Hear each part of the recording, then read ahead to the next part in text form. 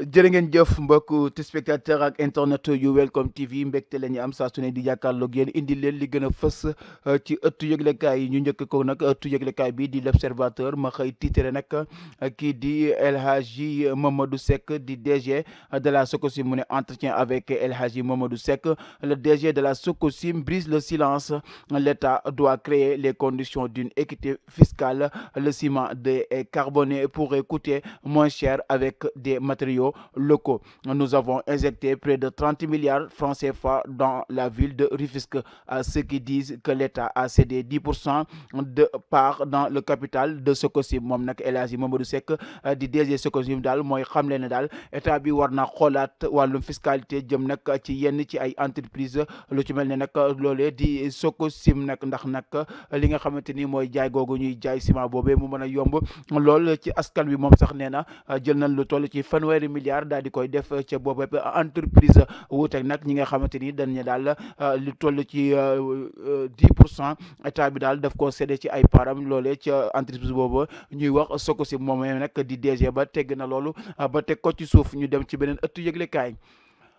Walf Quotidien mi dikk nag ci interdiction de la friperie et des exportations d'arachide déguerpissement des ambulants volte-face en série mu mel ne nag loolee nga xamante ni ministre du commerce waxoon na ko fi ne nag dañuy tere li nga xamante ni mooy wàllum fëgg njaay bee loolee daal mu nga xamante ni daal tegoon na ko ci table ji ak li nga xamante ni tamit mooy wàllum exportation jëm ci wàllum gerte gi loolee di ministre de la culture tamit ñëwaat na ci yey yàb yi mu mel ne daal ñaari ministres yi ku nekk daal ma ngay dox nag jëm ca loo nga xamante ni ay terendi la jëm ci wàllum ki nga xamante ni mooy ministre du commerce ci wàllum fëgg njaay bi ministre de l'agriculture moom jëm ci wàllum gerte gi nga xamante ni dañ koy jël di ko génne réew mi di ko jaay bitim réew ñoom ñaar nag ku ci nekk ma ngay artu ca yooyu nga xamante ni daal ay terendi la jëm ci ñoom ñaar yee bu seq ku nekk ab sa ministère ñu jëm ci beneen ëttu yëglekaay. Sud du Quotidien ñëw ci accès universel à l'eau potable en 2030 au Sénégal, si proche, si loin. Ziguinchor, le paradoxe d'une région bien arrosée qui manque d'eau potable. C'est du 43% de réalisation avec des disparités énormes. Saint-Louis, un taux de couverture autour de 84,5% avec des disparités dans les départements selon le directeur de l'ARD. Kaolack, le calvaire des fermiers, Mbour, des communes en souffrent encore mu mel ne nag Sud Quotidien dikkaat nag ci wàllum ndox mi nga xamante ni daal am na ay jafe-jafe ci yenn yi nga xamante ni daal ay raison la nekk fii ci Sénégal lu ci mel ni Ziguinchor, Sédhiou, Saint-Louis, Kaolack ba Mbour daal ñoom daal dañuy am ay jafe-jafe ndox mun a am ndox mu neex boobee nga xamante ni askan wi dañ koy war mu mel ne nag jafe na ci yooye raison moom Sud Quotidien ci loolu la dikkaat daal koy def ci xëtam bu njëkk ñu dem ci benn ëttu yëglekaay. Vox Populi mi ñëw nag ci sit-in du 31 décembre contre la culture du viol. Jamra veut faire échec au tatou-nène des féministes. Mame Makhtar Gueye ce vendredi saisit le procureur d'une plainte contre le projet de manifestation des féministes mu mel ne nag loolee nga xamante ni yenn ci ay féministes ji ay jigéen fii ci Sénégal bëgg nañ koo def muy marche bu nga xamante ni daal duñ ci sol yëre benn yoon ne nag dañuy naqarlu li nga xamante ni ñu ngi koy def ay jigéen maanaam jëm ci wàllum viol. Mame Makhtar Gueye nag moom dafa mer ba ci loolee waa jam na daal jébbal na ab plainte lii di procureur ngir nag ñu daal di tere boobépp mars ma dem ci beneen ëttu yëglekaay.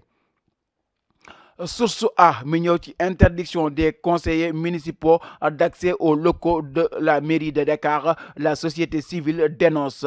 si les conseillers sont interdits d'accès à la mairie de Dakar. Le collectif des organisations de la société civile pour les élections rappelle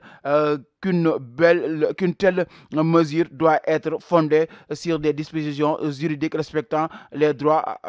conditionnels des citoyens mu mel ne nag li nga xamante ni daal mooy tere gi ñu tere ñenn ci ay agents municipaux bu mairie Dakar daal di dugg ci boobu mairie daal waa société civile daal ña ngay naqarlu loolu te nee na nag dañ ko war a teg ci yoon nee na nag amul benn yoon fu nga xamante ni préfet tere na ñi nga xamante ni daal mooy les agents municipaux ñu daal di dugg ca boobu mairie ngir mën a def seen liggéey. Nee na daal mbir mi nañ ko teg ci yoon te ku nekk nag ñu jox la nga yeyoo muy nag àq ak yelleef ci dey doomu aadama yi loolee la ñu xëy titre moom mooy Source A ma dem ci beneen ëtt yëglekaay. Le Soleil mi ñëw ci renforcement de la coopération entre le Sénégal et la Gambie d'une même voix. La deuxième édition du Forum économique, commercial et d'investissement sénégalo-gambien s'est ouverte hier à Banjul. Co-président cette rencontre, le vice-président de la Gambie et le premier ministre Ousmane Sonko ont appelé à redynamiser et à densifier la coopération bilatérale entre les deux pays. mu mel ne nag Le Soleil dikk na ci li nga xamante ni mooy Forum économique boobee deuxième édition ba ñuy def ca Gambie. Premier ministre Ousmane Sonko dew teewe ko nag ña ngay wax ne daal bëgg nañ ñu daal di gën a renforcer moo loolee nga xamante ni seq nañ ko muy diggante ñaari réew yi di Sénégal ak Gambie ngir nag ku ci nekk man cee gis sa bopp. ñu dem ci beneen ëttu yëglekaay Direct News mu ñëw nag ci ki nga xamante ni mooy Tahirou Sarr pour une bonne gestion des étrangers. Tahirou Sarr interpelle le ministre de la Justice sur 9 questions. Application totale de la loi sur l'interdiction du droit du sol et la limitation de l'accès à la nationalité pour les étrangers nés de 2 parents étrangers. Audit général de l'état civil, identifier et sanctionner les responsables du trafic d'identité, audit des jugements d'état civil au niveau des tribunaux, obligation de test de paternité sous plainte de la femme ou de l'homme. En remplacement du Conseil économique, social et environnemental et Haut Conseil des collectivités territoriales, remplacement boobee nga xamante ni def nañ ko créer une direction de réparation des injustices et des inégalités. moom Tahirou Sarr nag dikkaat na ci juróom-ñeenti questions yi nga xamante ni mi ngi koy laaj ministre de la justice jëm nag ci li nga xamante ni wala nañ koo appliquer ci loolu nga xamante ni mooy droit du sol jëm nag tamit ci wàllum limité li nga xamante ni mooy nationalité yi ñuy jox ñi nga xamante ni bokkuñu ci réew mi ñuy am yooyee nationalité sénégalaise. waaye tamit nee na ñu def ab audit jëmale ko ci état civil maanaam kayitu judd yi nga xamante ni Sénégalais yu bëri dañ ci am ay jafe-jafe. waaye tamit wax na ñu daal di def identification maanaam sanctionné ñi nga xamante ni daal la ñuy def ay trafic d'identification maanaam di jaay ay carte d'identité wala tamit ay état civil wala tamit ay kayitu judd loo nga xamante ni daal war nañ cee taxaw nguur gi daal war na cee def tamit ak joyanti. dikk na ba tey ci li nga xamante ni mooy ñuy def tamit li nga xamante ni audit jëm ci wàllum jugement yi nga xamante ni daal ñenn dañ koy def jëmale ko ci tribunaux yi Sénégal yi nga xamante ni daal am na ñu bëri dañuy wàññi seen i at te loolee tamit day indi ay jafe-jafe ci wàllum ay këyit. moom nee na loolee nañ ca taxaw. waaye tamit jëm ci li nga xamante ni nee na bëgg nañu def ko mooy plainte bu nga xamante ni bu fekkee yaay wala baay def na ko ci wàllum paternité maanaam daal jëm ci doom ji nga xamante ni dañ koy xëccoo ku nekk ne moo ko jur mu ne daal loolu war nañ koo indi tamit daal di koy joyanti. waaye tamit nee na li nga bañ gannaaw ba ñu remplacer li nga xamante ni mooy conseil économique, social et environnemental ak Haut Conseil des collectivités territoriales mu ne daal ñu créé benn direction bi nga xamante ni day régler li nga xamante ni mooy injustice jëm ci wàllum inégalité. moom Tahirou Sarr nag juróom-ñeenti question yooyu lay laaj lii di ministre de la justice. ñu jëm nag ci beneen ëttu yëglekaay Le Témoin. dikk nag ci budget 2025 mu ne l'État en quête d'argent des immigrés, près de 1500 milliards de francs CFA de diaspora bon à capter. mu ne loi de finances rectificative 2024, 600 milliards de pertes de recettes fausses les prévisions. mu jëm nag ci li nga xamante ni mooy budget 2025 ba nga xamante ni war nañ ko woote nag li nga xamante ni mooy état bi daal ma nga yi nag wër lu toll ci 1500 milliards jëm ci ñi nga xamante ni ay immigré lañ génn réew mi nag war a dugal xaalis bu toll noonu ci biir réew mi. waaye tamit lu toll ci 600 milliards nag ci nag la ñu ñàkk jëm nag ci li nga xamante ni daal mooy xaalis bu nga xamante ni daal waroon naa dellu ci askan wi. waaye xaalis boobu furaax kenn xamul fan la jaar lu toll ci 600 milliards. ma dem ci beneen ëtt yëglekaay L'info mi dëkk ci Barthélémy Dias, le maire de Dakar nag mu ne Barth avertit Sonko, je perdrai des batailles mais je gagnerai la guerre. mu mel ne nag démb Barthélémy Dias génn na dal ci ki nga xamante ni mooy le ministre Ousmane Sonko. nee na ko nag dëgg dinaa ñàkk ay bataille waaye nag li nga xamante ni mooy guerre bi sama diggante ak yow duma ko ñàkk benn yoon. mu mel ne Barthélémy Dias daal diggante moom ak Ousmane Sonko bàyyeegul ma ngi cay woote li naan gassa. ma dem ci beneen ëttu yëglekaay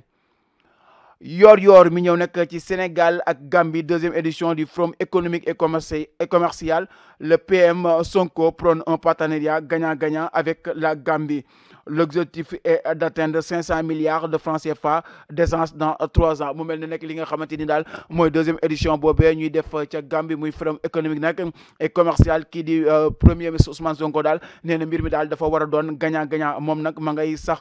am benn vision bu toll ci 500 milliards bu nga xamante ni daal feek ñetti at yi ñaari réew yooyu war nañ koo mën a teg ci taabal ji ku nekk daal mën cee gis sa bopp ma dem ci beneen ëttu yëglekaay. Point actu mu dikk nag ci la lourde charge de Juan Branco contre Diomaye et Sonko. L'avocat parle de trahison des autorités sénégalaises et dénonce leur rapprochement avec la France mu mel ne nag Juan Branco mi fi nekkoon nag avocat Ousmane Sonko nag nee na daal mu ki nga xamante ni mooy président Bassirou Diomaye Faye ak ki nga xamante ni mooy le premier ministre Ousmane Sonko dañ ko wor ndax moom li mu jàppee ak wor sax dafa mel ni la mu gis rapprochement bi nga xamante ni Ousmane Sonko ak président Bassirou Diomaye Faye ñu ngi koy def France daal moom Juan Branco loolu daf ko naqalu neex nee na loolu daal dafa mel ne trahison la jëm ci moom la nga xamante ni ma ngi ko doon xeex diggante France ak Sénégal ma dem ci beneen ëttu yëglekaay. Le public mi dikk nag ci divorce avec Ngo la diva Cheikh Yérim met fin à la polémique mu mel ne nag Cheikh Yérim daal li nga xamante ni mooy tasam googi daal wili pande nañ ko ci réseaux sociaux yi waaye Cheikh Yérim daal génn na def vidéo di leeral ne moom daal danoon sëy ki nga xamante ni mooy Ngo la diva waaye nag sëy ba mujjee naa tas nag te loolee moom dafa jàpp ne yoonu kenn nekk ci daal sëy booba yàlla ko tuddoon waaye nag yàlla moo tax tamit sëy boobee daal di tas kon nag loolee nga xamante ni daal Cheikh Yérim wax na ko leeral na ci ñi nga xamante ni doon nañ yëy yàbbi ci sëyam googee mu doon am ak Ngo diva ma dem ci beneen ëttu yëglekaay. ñu jeexale ko la tribune Espoir classement du FIFA le Sénégal termine l'année à la 2e place en Afrique et 17e mondial mu mel ne nag li nga xamante ni daal mooy classement FIFA boobu Sénégal nag ci Afrique moom 2e place ba la jël waaye nag bu fekkee nag ci au niveau mondial ma nga jël nag 17e place moom Sénégal boobee waaye nag ma ñëw ci ba tey ci ëttu yëglekaay boobu dikk ci Omar Daf ancien international mu ne depuis le départ d'Aliou Cissé je n'ai été contacté par aucun membre de la fédération sénégalaise mu mel ne nag ki nga xamante ni daal mooy Omar Daf leeral na nag diggante ñi nga xamante ni bëgg nañ mu daal di nekk nag lii di coach Sénégal waaye leeral na daal li nga xamante ni mooy fédération Sénégal ba léegi nag yooyu ñu yàbbi jëmale ci booram kon nag léegi fi di na fës ci ay ëttu yëglekaay ma ne ko doon jagleel mbokk yi di leen jox dig daje ëllëg ci beneen jotaayu xibaar jërë ngeen jëf mbokk yi.